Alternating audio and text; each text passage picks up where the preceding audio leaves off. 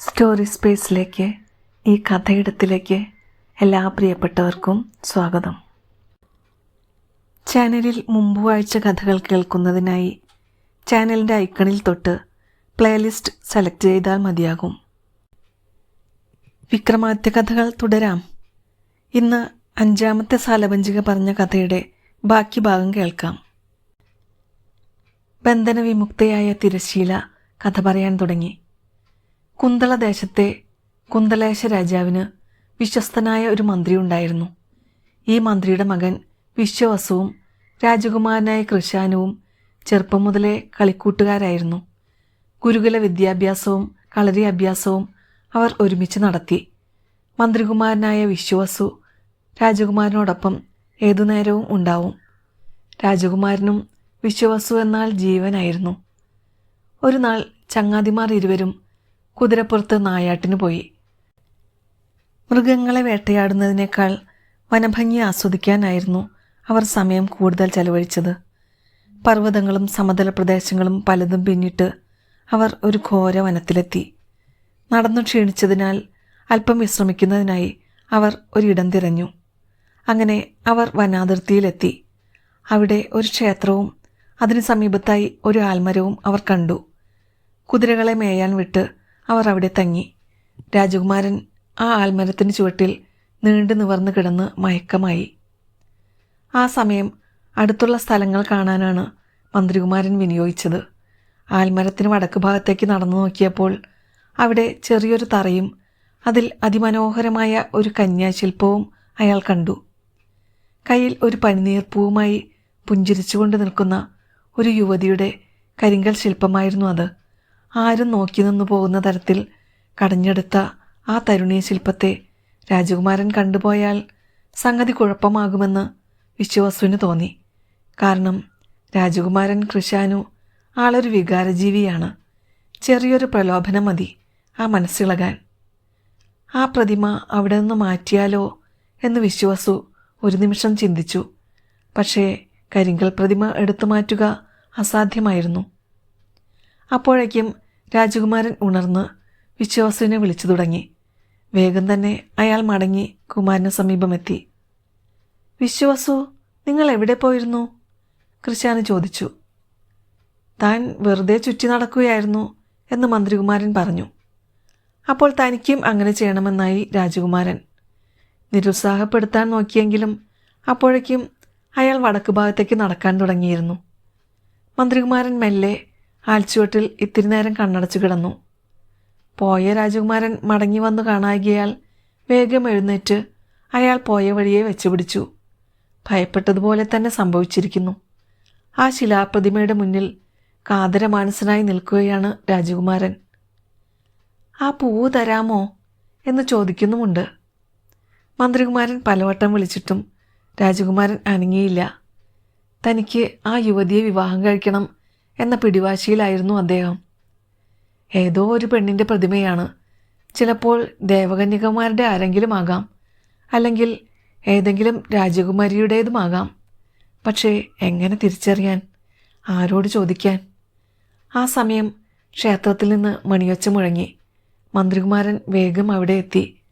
ക്ഷേത്രത്തിലെ ശാന്തിക്കാരൻ നട തുറക്കാൻ എത്തിയതായിരുന്നു. മന്ത്രികുമാരൻ ക്ഷേത്രത്തിന് വലം വെച്ച് വന്നിച്ച് ആ ശാന്തിക്കാരനോട് വിവരങ്ങൾ തിരക്കി. കുറേ നാളുകൾക്ക് മുമ്പ് ഉത്തമൻ എന്നു പേരുള്ള ഒരു ശില്പി ചോളനാട്ടിൽ നിന്ന് ഇവിടെ വന്നിരുന്നു. അയാളാണ് ശില്പം ഇവിടെ മെനഞ്ഞത്.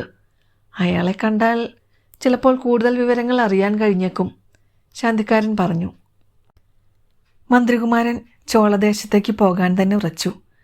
തൻ്റെ കഴുത്തിൽ കിടന്ന വജ്രമാല ഊരി ശാന്തിക്കാരന് സമ്മാനമായി നൽകിയിട്ട് വിശ്വാസ് പറഞ്ഞു, ഞാനൊരു യാത്ര പോവുകയാണ്. മടങ്ങി വരാൻ 6 മാസമെങ്കിലും എടുക്കും. അതുവരെ എൻ്റെ ചങ്ങാതിയുടെ രക്ഷ അങ്ങയുടെ കയ്യിലാണ്. അദ്ദേഹത്തെ വേണ്ട തരത്തിൽ നോക്കണം. ശാന്തിക്കാരൻ തലകുലുക്കി. ആ ക്ഷേത്രത്തിന് സമീപം തന്നെയായിരുന്നു അയാളുടെ മഠവും. കൃശാനുവിനെ തന്നോടൊപ്പം മഠത്തിൽ താമസിപ്പിച്ചു കൊള്ളാമെന്നും ഒരു കുറവും വരാതെ നോക്കിക്കൊള്ളാമെന്നും ശാന്തിക്കാരൻ ഉറപ്പുകൊടുത്തപ്പോൾ വിശ്വവസു തൻ്റെ കുതിരപ്പുറത്ത് ചോളദേശത്തേക്ക് പാഞ്ഞു. ഏതാനും ദിവസങ്ങൾക്കകം വിശ്വവസു ചോളദേശത്തെത്തി. ഉത്തമൻ എന്ന ശില്പി പ്രസിദ്ധനായിരുന്നതിനാൽ അയാളെ തേടി അധികം അലയേണ്ടി വന്നില്ല. ക്ഷേത്രത്തിന് സമീപം ശില്പം കൊത്തിവെച്ചത് താനാണെന്ന് ഉത്തമൻ പറഞ്ഞു. പക്ഷേ ആ ശില്പം ആരുടേത് എന്ന് തനിക്കറിയില്ല. എന്ത്? നിങ്ങൾ കൊത്തിവെച്ചത് ആരുടെ രൂപമാണെന്ന് അറിയില്ലെന്നോ? മന്ത്രികുമാരൻ ചോദിച്ചു. അതെ, അതാണ് സത്യം. എനിക്കൊരു നഖം കിട്ടി. ആ നഖത്തിൻ്റെ ഉടമസ്ഥ എങ്ങനെയുണ്ടാകും എന്ന് ഞാൻ ഭാവന ചെയ്തു. അങ്ങനെയാണ് ആ പ്രതിമ ജനിച്ചത്, ഉത്തമൻ പറഞ്ഞു. നഖം കിട്ടിയെന്നോ? എങ്ങനെ? അതെ, ഒരു യാത്രക്കിടയിൽ ആനന്ദസ്വാമി എന്ന രത്നവ്യാപാരിയുടെ പക്കൽ നിന്ന് വാങ്ങിയതാണ്. പത്മരാഗമെന്ന് വിചാരിച്ച് 500 പണം കൊടുത്താണ് ഞാനത് വാങ്ങിയത്. പിറ്റേന്ന് പകൽ വെളിച്ചത്തിൽ നോക്കിയപ്പോൾ അതൊരു നഖമാണെന്ന് കണ്ടു. ആരുടെയോ ചെറുവിരലിൽ നിന്ന് ഒടിഞ്ഞു വീണ നഖം. ഒരു സ്ത്രീയുടെ നഖമാണെന്ന് മനസ്സിലായി. അതിനാണല്ലോ ഞാൻ 500 പണം നൽകിയത് എന്നോർത്തപ്പോൾ വിഷമം തോന്നിയെങ്കിലും അത്ര സുന്ദരമായ നഖമുള്ള ലാവണ്യവതി ആരാകുമെന്ന് ഞാൻ സങ്കല്പിച്ചു നോക്കുകയും ചെയ്തു. അതാണ് പ്രതിമയായി പണിതുവെച്ചത്. അതിനാണല്ലോ ഞാൻ 500 പണം നൽകിയത് എന്നോർത്തപ്പോൾ വിഷമം തോന്നിയെങ്കിലും അത്ര സുന്ദരമായ നഖമുള്ള ലാവണ്യവതി ആരാകുമെന്ന് ഞാൻ സങ്കല്പിച്ചു നോക്കുകയും ചെയ്തു. അതാണ് പ്രതിമയായി പണിതുവെച്ചത്. ഉത്തമൻ്റെ മറുപടി കേട്ട് മന്ത്രികുമാരൻ ഒരു നിമിഷം ആലോചിച്ചു നിന്നു. അതിനുശേഷം ആനന്ദസ്വാമി എന്ന രത്നവ്യാപാരിയുടെ വിലാസവും വാങ്ങി അയാൾ അയൽനാട്ടിലേക്ക് യാത്രയായി. അന്ന് വൈകുന്നേരം അയാൾ അയൽനാട്ടിലെത്തി ആനന്ദസ്വാമിയെ കണ്ടുപിടിച്ചു. പലതരത്തിലുള്ള രത്നക്കല്ലുകളും ആഭരണങ്ങളും നിരത്തിവെച്ച ഒരു തടിയലമാരയ്ക്ക് മുന്നിലിരുന്ന് ഏതോ കല്ല് ഉരച്ചു നോക്കുകയായിരുന്നു അയാൾ. മന്ത്രികുമാരൻ നേരെ കാര്യത്തിലേക്ക് കടന്നു.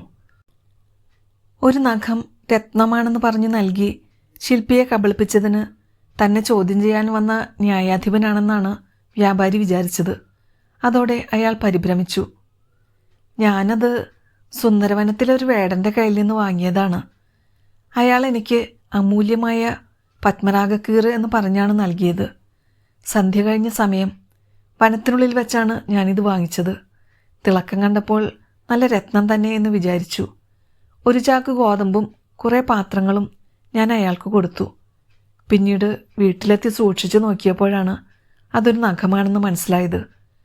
അത് ഞാനൊരു ശില്പിക്ക് വിറ്റ് എൻ്റെ നഷ്ടപ്പെട്ട പണം മുതലാക്കി. എന്നെ പറ്റിച്ചത് ആ വേടനാണ്. അവൻ്റെ പേര് മർക്കടൻ എന്നാണെന്ന് മാത്രമേ എനിക്കറിയൂ. വേടനെ കണ്ടാൽ തിരിച്ചറിയാനുള്ള അടയാളങ്ങൾ ചോദിച്ചറിഞ്ഞ് വിശ്വവസു കുതിരപ്പുറത്ത് നേരെ സുന്ദരവനത്തിലേക്ക് തിരിച്ചു. സുന്ദരവനത്തിലെത്തി വേടന്മാർ താമസിക്കുന്ന ഇടങ്ങളിലെല്ലാം പോയി വിശ്വവസു മർക്കടനെ തിരഞ്ഞു.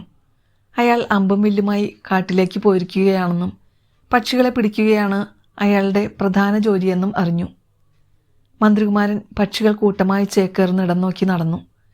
അങ്ങനെ സഞ്ചരിച്ച വേളയിൽ കുഹുജം എന്ന മലയുടെ അടിവാരത്തിൽ വെച്ച് അവനെ കണ്ടെത്തി. രത്നവ്യാപാരി പറഞ്ഞ അടയാളങ്ങളെല്ലാം കൃത്യമായി ഇണങ്ങുന്നത് കണ്ട മന്ത്രികുമാരൻ അവനെ ചോദ്യം ചെയ്യുകയും അത് താൻ തേടി വന്ന മർക്കടൻ തന്നെയാണെന്ന് കണ്ടെത്തുകയും ചെയ്തു. നഗരത്തിൽ നിന്ന് വന്ന രത്നവ്യാപാരി ആനന്ദസ്വാമിയെ നിങ്ങൾ കബളിപ്പിച്ചു. ഒരു നഖം നൽകി അത് രത്നമാണെന്ന് പറഞ്ഞ് വിശ്വസിപ്പിച്ച് ധാന്യങ്ങൾ സ്വന്തമാക്കി. ഇങ്ങനെയൊരു സംഭവം നടന്നിട്ടുണ്ടോ? പാവം മർക്കടൻ നിന്ന് വിറച്ചു. പൊന്നു തമ്പുരാനെ, അടിയൻ ഇന്നുവരെ രത്നം കണ്ടിട്ടില്ല. അതേക്കുറിച്ച് കേട്ടിട്ടേയുള്ളൂ. അരശിവനത്തിൽ വെച്ചാണ് എനിക്കത് കിട്ടിയത്. സൂര്യപ്രകാശത്തിൽ അത് വെട്ടിത്തിളങ്ങുന്നുണ്ടായിരുന്നു. രത്നം തന്നെ എന്ന് ഞാൻ കരുതി. ഞാനത് രത്നവ്യാപാരിക്ക് കൊടുത്തു. വ്യാപാരി പോലും അത് രത്നമെന്ന് ധരിച്ചില്ലേ? അപ്പോൾ വനത്തിൽ കഴിയുന്ന എൻ്റെ കാര്യം പറയാനുണ്ടോ? അയാൾ പറയുന്നത് സത്യമെന്ന് മന്ത്രികുമാരന് തോന്നി. എവിടെ നിന്നാണ് അത് കിട്ടിയതെന്ന് മാത്രം എനിക്കൊന്ന് പറഞ്ഞു തരാമോ? മന്ത്രികുമാരൻ ചോദിച്ചു. മർക്കടൻ മന്ത്രികുമാരന് അരശിവനത്തിലേക്കുള്ള മാർഗം പറഞ്ഞു കൊടുത്തു. അവിടെയുള്ള ഒരു വൃക്ഷത്തിൻ്റെ ചുവട്ടിലെത്തി മന്ത്രികുമാരൻ കുറേ നേരം ഇരുന്നു. ഇനി എന്തു വേണം? അന്വേഷണം വഴിമുട്ടിയിരിക്കുന്നു. സായാഹ്നമായി. വൃക്ഷക്കൊമ്പുകളിലേക്ക് കൂട്ടം കൂട്ടമായി കിളികൾ പറന്നെത്തി. കാട്ടിൽ മെല്ലെ ഇരുട്ട് പരക്കാൻ തുടങ്ങി. അമ്മേ, ആരാണ് ആ മരത്തിന് ചുവട്ടിൽ താടിക്ക് കൈയും കൊടുത്തിരിക്കുന്നത്? ഒരു കുഞ്ഞു കിളി അതിൻ്റെ അമ്മയോട് ചോദിച്ചു. ആവോ, ഏതോ ദൗർഭാഗ്യവാൻ എന്ന് കൂട്ടിക്കൊള്ളൂ. രാത്രി ചെന്നായ്ക്കൂട്ടം ഇറങ്ങിയാൽ പിന്നെ ഇയാളുടെ കഥ കഴിഞ്ഞതു തന്നെ.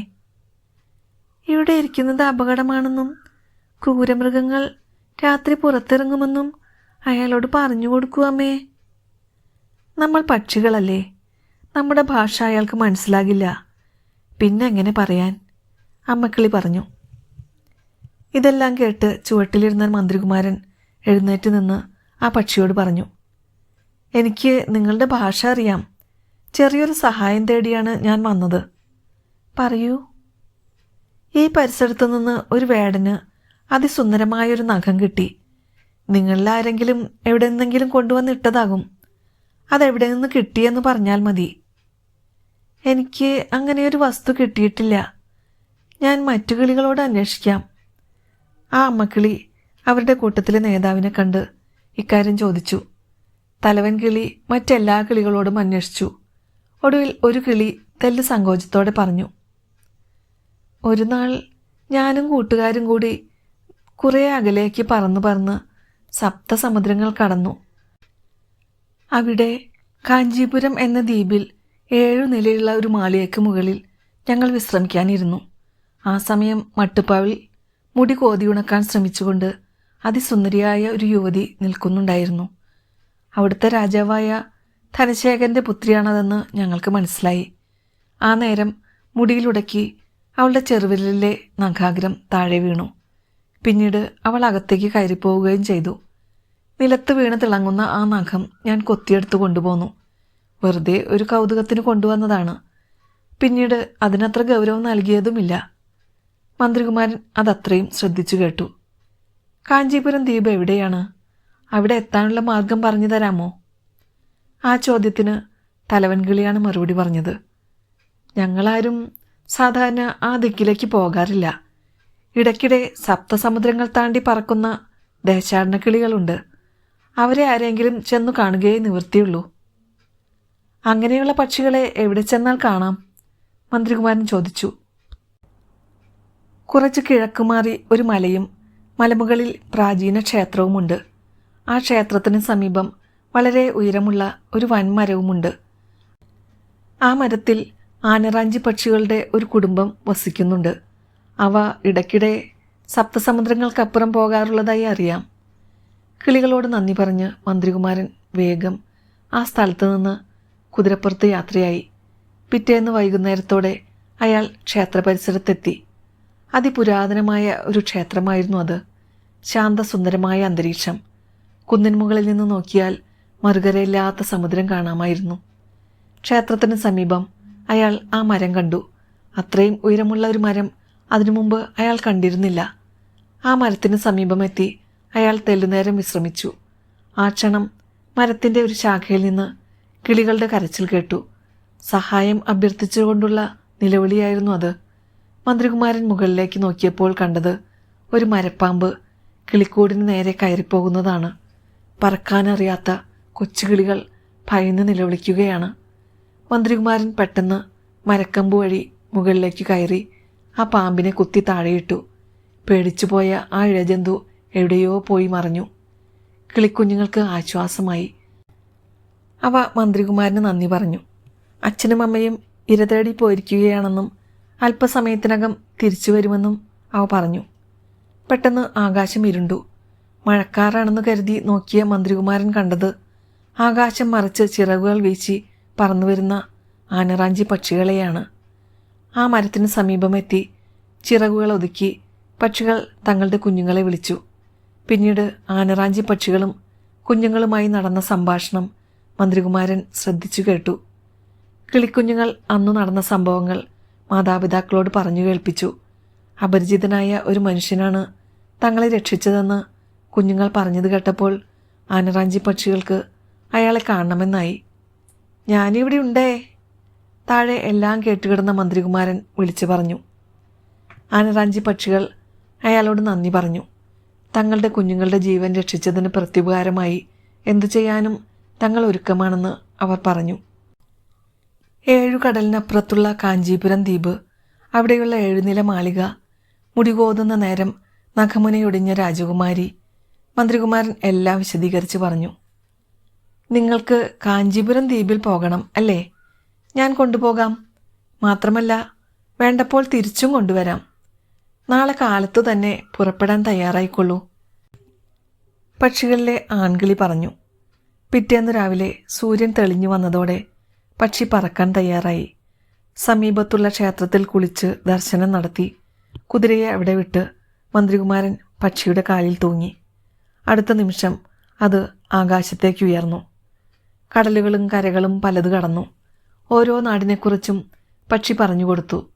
രത്നാകരമെന്ന ദ്വീപിനെക്കുറിച്ച് കേട്ടപ്പോൾ അവിടെ ഒന്നിറങ്ങണമെന്നായി മന്ത്രികുമാരൻ. പക്ഷിയുടെ കാലിൽ തൂങ്ങി കിടക്കാൻ തുടങ്ങിയിട്ട് കുറേ നേരമായിരിക്കുന്നു. ഇത്തിരി വിശ്രമിക്കണം. രത്നാകര ദ്വീപിൽ ഇറങ്ങി മന്ത്രികുമാരൻ ഒട്ടുനേരം ചുറ്റി നടന്നു. രത്നങ്ങൾ വിളയുന്ന നാടാണത്. ഗോമേതക പർവ്വതവും പുഷ്യരാഗ താഴ്വരയും കടൽ തീരത്ത് പവിഴപ്പുറ്റുകളും കണ്ടു.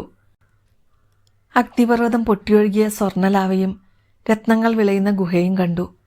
അപൂർവ രത്നങ്ങൾ ഇഷ്ടംപോലെ വാരിയെടുത്ത് ഭാണ്ഡത്തിൽ നിറച്ച് മന്ത്രികുമാരൻ വീണ്ടും യാത്രയ്ക്ക് തയ്യാറായി. 5-ാം നാൾ അവർ കാഞ്ചീപുരം ദ്വീപിലെത്തി. 1000 പുഴകളും 1000 മലകളും നിറഞ്ഞ ദ്വീപായിരുന്നു അത്. ഭൂലോകത്തുള്ള സർവ്വ ഭക്ഷ്യവിഭവങ്ങളും അവിടെ ലഭിച്ചിരുന്നു. ജനങ്ങൾ അധ്വാനശീലരും കായബലമുള്ളവരുമായിരുന്നു. പക്ഷി മന്ത്രികുമാരനെ വിട്ട് പറന്നുയരുന്നതിനു മുമ്പ് തൻ്റെ ഒരു തൂവൽ അയാൾക്ക് നൽകിയിട്ട് പറഞ്ഞു, എപ്പോഴാണോ എന്നെ വേണ്ടത് ആ നിമിഷം ഈ തൂവൽ തൊട്ട് വന്നിച്ച് സ്മരിച്ചാൽ മതി. ഉടൻ ഞാൻ എത്തും. മന്ത്രികുമാരൻ പക്ഷിക്ക് നന്ദി പറഞ്ഞു. കാഞ്ചീപുരം ദ്വീപ് ചുറ്റി നടന്നു കണ്ട മന്ത്രികുമാരൻ രാജകൊട്ടാരത്തിന് സമീപം ഒരു വീട് തരപ്പെടുത്തി താമസം ആരംഭിച്ചു. രത്നവ്യാപാരി എന്ന വ്യാജേനയായിരുന്നു വാസം. പ്രഭു കുടുംബാംഗങ്ങളും വലിയ പണക്കാരും രത്നങ്ങൾ വാങ്ങാനെത്തി. നാളുകൾക്കുള്ളിൽ രത്നവ്യാപാരിയുടെ ഖ്യാതി എങ്ങും പരന്നു. രാജാവും രാജ്ഞിയും നേരിട്ടെത്തി അയാളുടെ രത്നശേഖരം കാണുകയും ചിലതൊക്കെ വാങ്ങുകയും ചെയ്തു. രത്നദ്വീപിൽ നിന്ന് പെറുക്കിയെടുത്ത അപൂർവ രത്നങ്ങൾ അയാളുടെ പക്കൽ ഉണ്ടായിരുന്നല്ലോ. താമസിയാതെ വ്യാപാരി രാജകുമാരി താമസിക്കുന്ന 7 നില മാളികയ്ക്ക് സമീപം വലിയൊരു ബംഗ്ലാവ് പണിതു. അവിടെ നിന്ന് ഭൂമിക്കടിയിലൂടെ രാജകുമാരിയുടെ മുറിയിലേക്ക് ഒരു രഹസ്യമാർഗം നിർമ്മിക്കുകയും ചെയ്തു. ഒരു നാൾ മന്ത്രികുമാരൻ ആ രഹസ്യമാർഗം വഴി കുമാരിയുടെ മുറിയിലെത്തി. രാജകുമാരി ഉറങ്ങുകയായിരുന്നു. മന്ത്രികുമാരൻ അവിടെ കാത്തിരുന്നു. ഉറക്കമുണർന്ന കുമാരി തൻ്റെ മുറിയിൽ ഒരു യുവാവിനെ കണ്ട് പരിഭ്രമിച്ചു. മന്ത്രികുമാരൻ താൻ അവിടെ വന്നെത്തിയ വഴി വിവരിച്ചു. തന്നെ തേടി ആയിരക്കണക്കിന് നാഴികകൾ അകലെ നിന്നെത്തിയ വിശ്വവസുവിനോട് അവൾക്ക് ബഹുമാനം തോന്നി. അയാളുടെ ചങ്ങാതിയായ രാജകുമാരൻ അവളുടെ പ്രതിമ കണ്ട് മോഹിച്ച കഥയറിഞ്ഞപ്പോൾ അയാളെ കാണണമെന്നായി അവൾക്ക് മോഹം. കുമാരിക്ക് ഇഷ്ടമാണെന്നുണ്ടെങ്കിൽ എന്നോടൊപ്പം വരണം. ഞങ്ങളുടെ രാജകുമാരൻ അവിടെ കാത്തിരിക്കുന്നുണ്ട്, വിശ്വവസു പറഞ്ഞു. പക്ഷേ അതത്ര എളുപ്പമല്ല ചങ്ങാതി. ഈ നാട്ടിൽ നിന്ന് പുറത്തേക്ക് ഞങ്ങളെ ആരെയും വിവാഹം ചെയ്ത് അയക്കില്ല. അതിനാൽ നിങ്ങളുടെ വരവ് ഇതിനു വേണ്ടിയായിരുന്നു എന്നറിഞ്ഞാൽ രാജാവ് നിങ്ങളെ ആ ക്ഷണം കാരാഗൃഹത്തിലടയ്ക്കും, കുമാരി പറഞ്ഞു. ആകട്ടെ, രാജാവിൻ്റെ അനുമതിയോടെ തന്നെ നമുക്കിവിടെ നിന്ന് പോകാൻ അവസരമുണ്ടായാലോ? അതെങ്ങനെ? അതിന് ചില സൂത്രങ്ങളൊക്കെയുണ്ട്. കുമാരി സഹായിച്ചാൽ മതി. കുമാരി സന്തോഷത്തോടെ സമ്മതിച്ചു. പിറ്റേന്ന് മന്ത്രികുമാരൻ എന്ന രത്നവ്യാപാരി കൊട്ടാരത്തിലെത്തി രാജാവിനെ തൻ്റെ ഗൃഹത്തിൽ ഒരു വിരുന്നിന് ക്ഷണിച്ചു. അങ്ങും മഹാറാണിയും വിരുന്നിന് വരണം. ഇതെന്താ വിശേഷിച്ച്? എന്തോ സന്തോഷവാർത്ത ഉണ്ടെന്ന് തോന്നുന്നല്ലോ, രാജാവ് ആരാഞ്ഞു. ഊവ് തിരുമേനി, അടിയൻ്റെ പത്നി നാട്ടിൽ നിന്ന് എത്തിയിട്ടുണ്ട്. ഓഹോ, എങ്കിൽ തീർച്ചയായും നാമും രാജ്ഞിയും അങ്ങയുടെ ഗൃഹം സന്ദർശിക്കുന്നതാണ്. പിറ്റേന്ന് രാജാവും രാജ്ഞിയും വിരുന്നിനെത്തി. വ്യാപാരി ഇരുവരെയും സ്വീകരിച്ചിരുത്തി. അപ്പോഴേക്കും രഹസ്യമാർഗം വഴി രാജകുമാരി അവിടെ എത്തി. തൻ്റെ വസ്ത്രം മാറി ഒരു ചുവന്ന പട്ടുസാരി അവൾ ധരിച്ചു. വിശേഷ വിഭവങ്ങൾ മേശമേൽ നിരന്നു. ആ ക്ഷണം ചുവന്ന പട്ടുവസ്ത്രം ധരിച്ച് വ്യാപാരിയുടെ ഭാര്യ പ്രത്യക്ഷപ്പെട്ടു. അതുകൊണ്ട് രാജാവും പത്നിയും ഞെട്ടിപ്പോയി. ഇത് ഇത് ഇത് നമ്മുടെ പ്രിയ പുത്രിയല്ലേ? രാജ്ഞി മെല്ലെ ചോദിച്ചു. മകളെ, രാജാവ് ഉറക്കെ വിളിച്ചു. പക്ഷേ അവൾ പരിചയഭാവം കാട്ടിയില്ല. ഇത് നമ്മുടെ മകളല്ലെന്ന് തോന്നുന്നു. രാജാവ് സംശയത്തോടെ പറഞ്ഞു. നമ്മുടെ പുത്രി ഇവിടെ നിന്ന് 3/4 നാഴിക നടന്ന് എങ്ങനെ ഇവിടെ എത്താൻ? കൊട്ടാരത്തിൽ നിന്ന് നമ്മുടെ ആജ്ഞ കൂടാതെ അവൾ പുറത്തിറങ്ങില്ലല്ലോ. ശരിയാണ്, എങ്കിലും അതേ ഛായ. ഒരാളുടെ ഛായയിൽ വേറെ 7 പേർ ലോകത്തുണ്ടെന്നല്ലേ പറയാറുള്ളത്? രാജ്ഞി ലോകതത്വം ബോധിപ്പിച്ചു. എങ്കിലും രാജാവിന് സംശയം തീർന്നില്ല. നീ ഒരു കാര്യം ചെയ്യൂ, അവളുടെ സാരിയിൽ ഇത്തിരി നെയ്യ് മറിച്ചിടുക. കൊട്ടാരത്തിൽ ചെന്ന് നമുക്ക് പരിശോധിക്കാമല്ലോ. ഭക്ഷണം കഴിക്കുന്നതിനിടെ രാജ്ഞി കുമാരി അറിയാതെ ഇത്തിരി നെയ്യ് അവളുടെ സാരിയിൽ പുരട്ടി. വിരുന്നു കഴിഞ്ഞു. എല്ലാവരും പിരിഞ്ഞു. രാജകുമാരി രഹസ്യമാർഗത്തിലൂടെ തൻ്റെ അന്തഃപുരത്തിലേക്ക് പാഞ്ഞു. മന്ത്രികുമാരൻ നിർദ്ദേശിച്ചതുപോലെ മടങ്ങിപ്പോകുന്നതിന് മുമ്പ് അവൾ പഴയ വസ്ത്രം ധരിച്ചിരുന്നു. രാജാവും പത്നിയും വേഗം കൊട്ടാരത്തിലെത്തി മകളുടെ അന്തഃപുരത്തിലേക്ക് പ്രവേശിച്ചു. കുമാരി തൻ്റെ അറയിൽ ഉറങ്ങിക്കിടക്കുകയാണ്. രാജ്ഞി അവളുടെ ചുവന്ന നിറത്തിലുള്ള പട്ടുവസ്ത്രങ്ങളെല്ലാം പരിശോധിച്ചു. നെയ് വീണ പാട് ഒരു സാരിയിലും കണ്ടില്ല. നമ്മൾ വെറുതെ സംശയിച്ചു. നമ്മുടെ മകൾ പുറത്തു പോയിട്ടില്ല, രാജ്ഞി ഉറപ്പിച്ചു പറഞ്ഞു. ഏതാനും ദിവസങ്ങൾ കഴിഞ്ഞു. ഒരു നാൾ വ്യാപാരി രാജാവിനെ ചെന്ന് കണ്ട് താനും ഭാര്യയും സ്വദേശത്തേക്ക് മടങ്ങുകയാണെന്നുള്ള വിവരം അറിയിച്ചു. രാജാവ് തൻ്റെ ഗൃഹത്തിലെത്തി ഇരുവരെയും അനുഗ്രഹിച്ച് യാത്രയയക്കണമെന്നും അയാൾ പറഞ്ഞു. രാജാവ് പറഞ്ഞ ദിവസം വ്യാപാരിയുടെ വീട്ടിലെത്തി ഇരുവരെയും അനുഗ്രഹിച്ചു. രാജ്യാതിർത്തി വരെ പോകാനുള്ള രഥവും നൽകി. ആ രഥത്തിൽ കയറി എല്ലാവരോടും യാത്ര പറഞ്ഞ് ഇരുവരും പുറപ്പെട്ടു. അതിർത്തിയിലെത്തി തൻ്റെ കൈവശമുണ്ടായിരുന്ന പക്ഷിത്തുകൾ കയ്യിലെടുത്ത് വിശ്വവസു ആനറാഞ്ചി പക്ഷിയെ സ്മരിച്ചു. ഏതാനും നിമിഷങ്ങൾക്കകം വലിയ ചിറകുകൾ വീശി പക്ഷി പറന്നു വന്നു. ഇരുവരും ആ പക്ഷിയുടെ കാലിൽ തൂങ്ങി കടൽ കടന്നു. തിരികെ കൊട്ടാരത്തിലെത്തിയപ്പോഴാണ് രാജാവിന് തൻ്റെ വീഴ്ച മനസ്സിലായത്.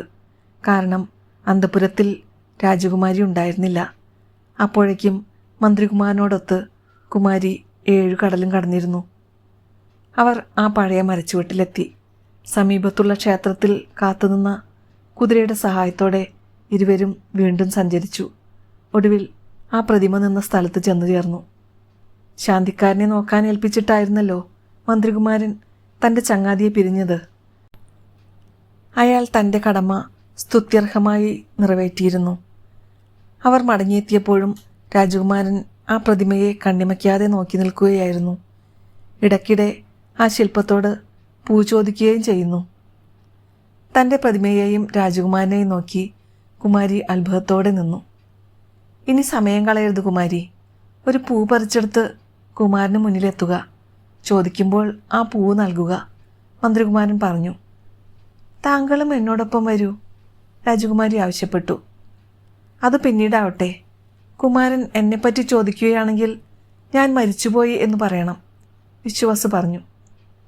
അതെന്തിനാണ് ഞാൻ നുണ പറയുന്നത്? ആ വാർത്ത കേട്ട് കുമാരന് വിഷമമുണ്ടാകുമോ എന്നറിയണം. എൻ്റെ ചങ്ങാതിക്ക് എന്നോടുള്ള സ്നേഹം എത്രയുണ്ടെന്ന് എനിക്ക് നേരിട്ട് മനസ്സിലാക്കണം, മന്ത്രികുമാരൻ പറഞ്ഞു. കുമാരി കയ്യിൽ പൂവുമായി കൃശാനുവിൻ്റെ മുന്നിലെത്തി. രാജകുമാരൻ തൻ്റെ ആരാധനാമൂർത്തിയെ മുന്നിൽ കണ്ട് അതിശയിച്ചു പോയി. മന്ത്രികുമാരൻ ഏറെ കഷ്ടപ്പാടുകൾ സഹിച്ച് തനിക്ക് വേണ്ടി തൻ്റെ സ്വപ്നസഖിയെ കൊണ്ടുവന്നു തന്നിരിക്കുന്നു. എവിടെ എൻ്റെ ചങ്ങാതി വിശ്വാസു? രാജകുമാരൻ ചോദിച്ചു. അയാൾ മരിച്ചുപോയി സ്വാമി, പഠിപ്പിച്ചു വെച്ച വാക്കുകൾ കുമാരി പറഞ്ഞു. എന്ത്? കുമാരൻ ഗദ്ഗദകണ്ഠനായി ചോദിച്ചു. തനിക്ക് വേണ്ടി ജീവൻ ബലിയർപ്പിച്ച തൻ്റെ ആത്മാർത്ഥ സുഹൃത്തിനെ പറ്റി ഓർത്തപ്പോൾ രാജകുമാരന് സങ്കടം സഹിക്കാനായില്ല. അയാൾ ഒന്നും മിണ്ടാതെ വീട്ടിനുള്ളിലേക്ക് പോയി. രാജകുമാരി അമ്പരന്ന് നോക്കി നിന്നു. പിന്നീട് അയാൾ പോയ വഴിയെ നടന്നു ചെന്നു. അവിടെ സ്വന്തം മാറിൽ വാൾ താഴ്ത്തി മരിച്ചു കിടക്കുന്ന കൃശാനുവിനെയാണ് അവൾ കണ്ടത്. ആ ഞെട്ടലിൽ നിന്ന് കരകയറാൻ അവൾക്ക് കഴിഞ്ഞില്ല. അവളും അവിടെ കുഴഞ്ഞു വീണ് മരിച്ചു. അപ്പോഴേക്കും മന്ത്രികുമാരൻ അവിടെ ഓടിയെത്തി. വെറും വാക്ക് വരുത്തിയ വിനയെപ്പറ്റി ഓർത്ത് പശ്ചാത്തപിച്ച മന്ത്രികുമാരൻ തൻ്റെ കരവാളെടുത്ത് കഴുത്തറുത്ത് മരിച്ചു.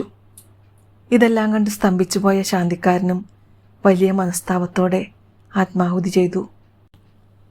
ദീപാരാധന തൊഴാൻ ക്ഷേത്രത്തിലെത്തിയ ഭക്തജനങ്ങൾ കണ്ടത് 4 പേരുടെ മൃതശരീരങ്ങളാണ്.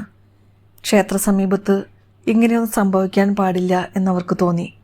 അതോടെ എല്ലാവരും ചേർന്ന് ഭക്തിപൂർവ്വം പ്രാർത്ഥനയായി. വരദായിനിയായ ജഗജ്ജനനിയെ അവർ സ്തുതിച്ചു, വന്ദിച്ചു. മഹാദേവി പ്രത്യക്ഷയായി. എല്ലാവർക്കും ജീവൻ വരദാനം നൽകി. രാജകുമാരനും രാജകുമാരിയും മന്ത്രികുമാരനും ശാന്തിക്കാരനും ഉറക്കമുണർന്നതുപോലെ എഴുന്നേറ്റ് വന്നു. കഥ പൂർത്തിയാക്കി തിരശ്ശീല വിക്രമാദിത്യനോട് ചോദിച്ചു, ഈ 4 പേരിൽ സ്വാർത്ഥലേശമില്ലാതെ മരിച്ചത് ആരാണ്? രാജകുമാരനാണ് ഒട്ടും സ്വാർത്ഥതയില്ലാത്തത്, വിക്രമാദിത്യൻ പറഞ്ഞു. തെറ്റ്. ബാക്കിയുള്ളവർക്കൊക്കെ മരിക്കാൻ മതിയായ കാരണമുണ്ടായിരുന്നു. എന്നാൽ പാവം ശാന്തിക്കാരനാണ് തൻ്റേതായ കുറ്റമില്ലാതിരുന്നിട്ടും ജീവത്യാഗം ചെയ്തത്. കേട്ടിരുന്ന പേശാമടന്ത തെറ്റുതിരുത്തി. തൻ്റെ മകൾ ബുദ്ധിമതിയാണല്ലോ എന്നോർത്ത് രസരഞ്ജിനി അഭിമാനിച്ചു. വിക്രമാദിത്യനാവട്ടെ കഥ 1, മൊഴി 1 എന്ന് മനസ്സിൽ പറഞ്ഞ് മിണ്ടാതിരുന്നു.